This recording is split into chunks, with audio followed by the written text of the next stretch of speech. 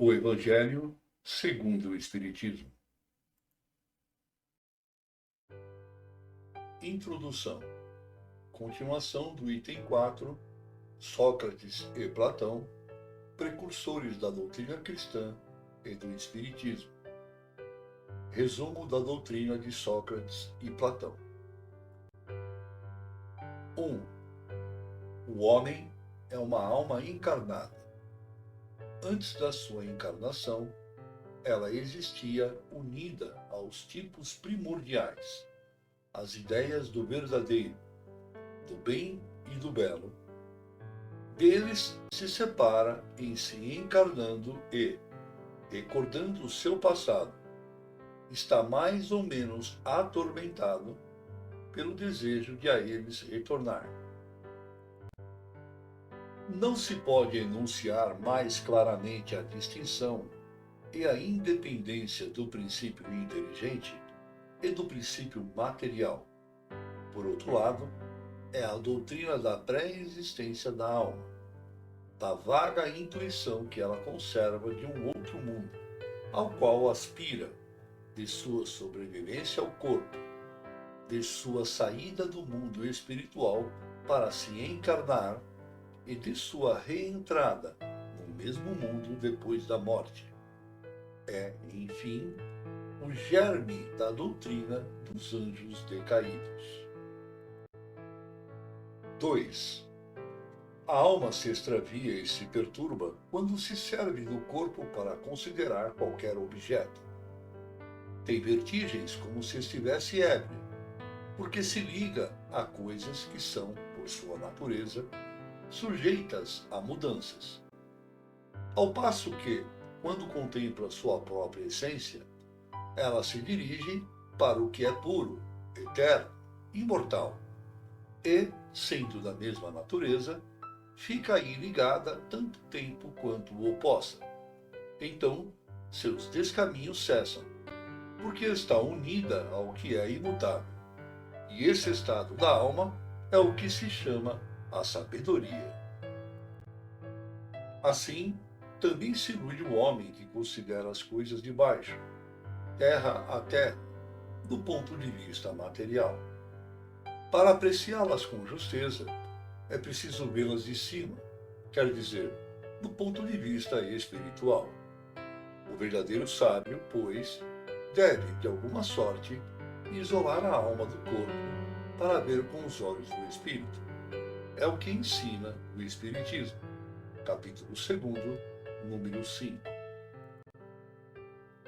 Terceiro, enquanto tenhamos nosso corpo e a alma encontre mergulhada nessa corrupção, jamais possuiremos o objeto dos nossos desejos, a verdade.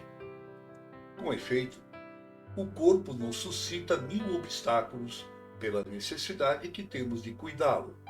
Ademais, ele nos enche de desejos, de apetites, de temores, de 1000 quimeras e de 1000 tolices, de maneira que, com ele, é impossível ser sábio um instante. Mas, se não é possível nada conhecer com pureza enquanto a alma está unida ao corpo, é preciso de duas coisas. Uma, ou que não se conheça jamais a verdade, ou que se venha a conhecê-la depois da morte. Livres da loucura do corpo, então, conversaremos. É de esperar-se com homens igualmente livres, e conheceremos por nós mesmos a essência das coisas. Por isso, os verdadeiros filósofos se exercitam para morrer, e a morte não lhes parece de nenhum modo temível. O céu e o inferno, primeira parte, capítulo 2, e segunda parte, capítulo 1. Eis aí o princípio das faculdades da alma, obscurecidas por intermédio dos órgãos corporais e da expansão dessas faculdades depois da morte. Mas não se trata aqui senão de almas de elite já depuradas. Não ocorre o mesmo com as almas impuras. 4. A alma impura, nesse estado, está entorpecida e é arrebatada de novo para o mundo visível pelo horror daquilo que é invisível e imaterial. Ela erra, então, segundo disse, ao redor dos mausoléus e dos túmulos, perto dos quais viu por vezes fantasmas tenebrosos, como devem ser as imagens das almas que deixaram o corpo sem estar inteiramente puras, e que retêm alguma coisa da forma material, o que faz com que o olhar possa percebê-las. Essas não são as almas dos bons, mas dos maus, que são forçadas a errarem nesses lugares, onde carregam o castigo da sua primeira vida e onde continuam a errar até que os apetites inerentes à forma material que se deram conduzam-nas a um corpo e, então, elas retomam, sem dúvida, os mesmos costumes que, durante sua primeira vida, foram objetos de suas predileções. Não só o princípio da reencarnação está aí claramente exposto, mas o estado das almas que estão ainda sob o império da matéria. Está descrito tal como o Espiritismo o mostra nas evocações. Há mais. Está dito que a reencarnação num corpo material é uma consequência da impureza da alma, enquanto que as almas purificadas estão livres dela. O Espiritismo não diz outra coisa. Acrescenta apenas que a alma que tomou boas resoluções da erraticidade e que tem conhecimentos adquiridos leva, em renascendo, menos defeitos, mais de virtudes e mais de ideias intuitivas que não tivera em sua precedente existência, e que, assim, cada existência marca para ela um progresso intelectual e moral. O céu e o inferno, segunda parte. Exemplos. 5. Depois da nossa morte, o gênio, daimon, demônio, que nos fora designado durante a nossa vida, conduz-nos para um lugar onde se reúnem todos aqueles que devem ser conduzidos ao Hades, para aí serem julgados. As almas, depois de terem permanecido no Hades o tempo necessário, são reconduzidas a esta vida em numerosos e longos períodos. É a doutrina dos anjos guardiões ou espíritos protetores e das reencarnações sucessivas, depois de intervalos mais ou menos longos de erraticidade. 6. Os demônios enchem o espaço que separa o céu da terra. São os laços que unem o grande todo consigo mesmo. A divindade, não entrando jamais em comunicação direta com um homem, é por intermédio dos demônios que os deuses se relacionam e conversam com ele, seja durante a vigília, seja durante o sono. A palavra daimon, que deu origem a demônio, não era tomada no mau sentido, na antiguidade, como entre os modernos. Não se dizia exclusivamente dos seres malfazejos, mas de todos os espíritos em geral, entre os quais se distinguiam os espíritos superiores, chamados deuses, e os espíritos menos elevados, ou demônios, propriamente ditos, que se comunicavam diretamente com os homens.